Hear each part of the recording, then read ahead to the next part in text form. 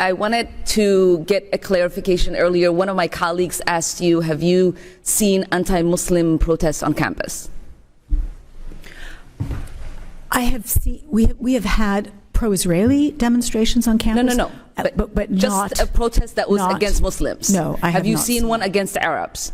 No, I have not. Have you seen one against Palestinians? No, I have not. Have you seen one against Jewish people? You guys know the drill by now. Whenever the squad gets a university president in the hot seat, they're usually looking for one thing, a viral TikTok moment. They want the deer in headlights look. They want the stumble. But today, Representative Ilhan Omar tried that playbook on Columbia University President Minat Shafi. And let's just say she picked the wrong target. If you want to see what happens when performative politics runs headfirst into actual adult leadership, you need to watch this clip. Did Omar get her gotcha moment, or did she just get a master class in how to run an Ivy League school during a crisis? Let's watch. Have you seen a protest saying we are against Jewish people? No, I have seen. Okay, thank you for that clarification. There has been a rise in targeting and harassment against anti-war protesters, because it's been pro-war and anti-war protesters is what it seems like, correct? Correct. There has been. Thank you. Activists on campus, including Jewish students, Black and Brown, Arab and Muslim students. How many of the organizations that were canceled in Columbia involved Jewish students? One of the organizations is called Jewish Voices for Peace. Yes. And encompassed of Jewish students? Yes. Okay, thank you. There's been a recent attack on the democratic rights of students across the country. I was appalled to learn that in April, Columbia suspended and evicted 6 students for their involvement in the pro-Palestinian panel event on campus.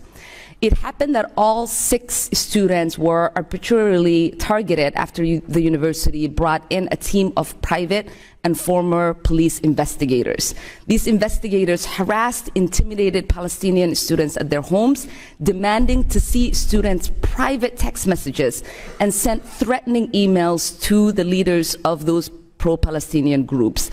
I would like to ask you to speak a little bit more to this situation, and ask you if you guys have utilized private former police investigators before, or is this the first time?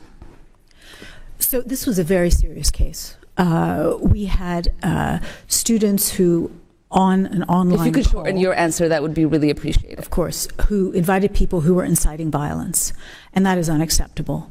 And so we needed to get to the bottom of it. And so that's why we brought private investigators along with notifying the FBI. How secure were you, these students that you evicted and suspended were involved? Did you do any investigation? Was there a hearing? They refused to cooperate with the investigation. And so until they do so, they are suspended. Okay, thank you. And then in January, there was an incident involving students that were protesting, that were attacked with a toxic chemical substance, leaving many hospitalized. A lot of them did not receive support from the school administrators. Can you speak to what is happening with the investigation, if you all are cooperating, and why weren't the students provided any support after they've experienced that attack? So this is still with the police. And as far as we know, we think it was an odorous substance, and we did reach out to all of those students who said they were affected. Many of them didn't want support. We also it took you guys more than 4 days to reach out to students. No, I don't believe that's correct. Okay, will you respond, give me a written response with the fact that you all responded right away to those students? Yes, I would be happy to do that. All right, appreciate that. And it looks like there's been a lot of doxing and harassment that has taken place. What protections are a student being provided? Yeah. We created a doxing resources group to support students. There were many students who were affected by this. Muslim students, Jewish students, and completely, other students. That group has, we had 90 students reach out to that group to get support in terms of both technical support, legal support, privacy scrubbing, and so on. And before I run out of time, I wanted to ask what do your rules say about professors that harass students online, like Professor Shai Davidar has done, and professors who directly attack you as the president as a coward and a liar? So, as president, I'm used to being attacked, but attacking our students is unacceptable. And in that case, we've had more than 50 complaints about that professor, and he is currently under investigation. Okay, welcome back. Wow. First off, can we just appreciate the difference in temperature here? You have Representative Omar coming in hot, very aggressive, very specific with her framing. And then you have President Shafi. Calm, collected, not taking the bait. If you follow American politics, you know this is the classic squad tactic.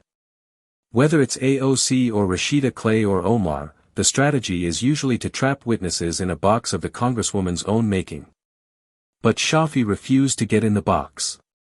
Right out of the gate, Omar tries to conflate anti-war protests with anti-Muslim protests.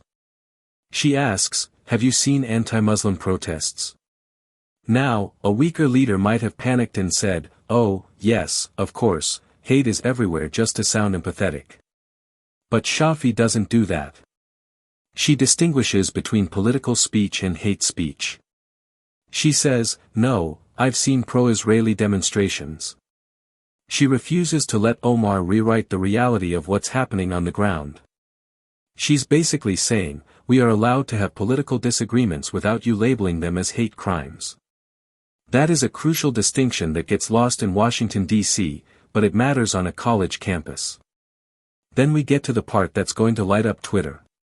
Omar is appalled. She clutches her pearls as Columbia used private investigators. She frames it like some dystopian spy movie where poor innocent students are being stalked.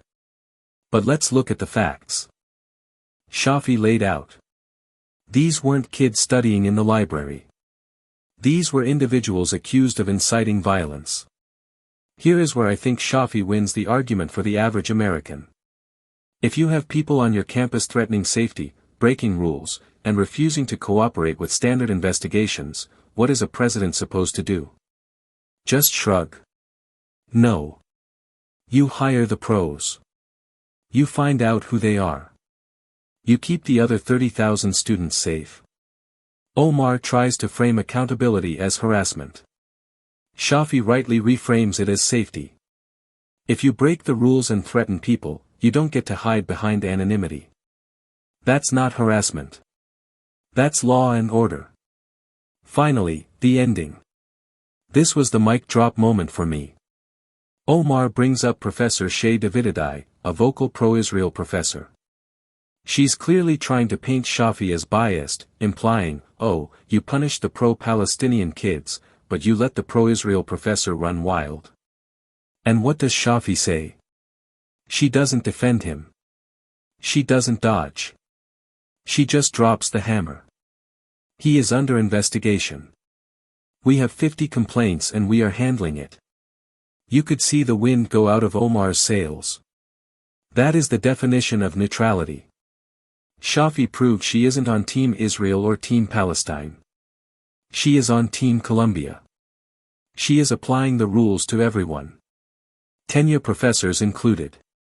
Look, the squad is great at generating sound bites. They are great at passion. But running a university isn't about passion. It's about policy. Minus Shafi showed up today not as a politician, but as an administrator who actually knows what she's doing. She didn't crumble. She didn't apologize for keeping her campus safe. And she didn't let a congresswoman dictate the narrative. In a room full of people screaming for attention, the most powerful person was the one speaking softly. Let me know in the comments. Do you think the use of private investigators was too far, or was it necessary to stop the violence?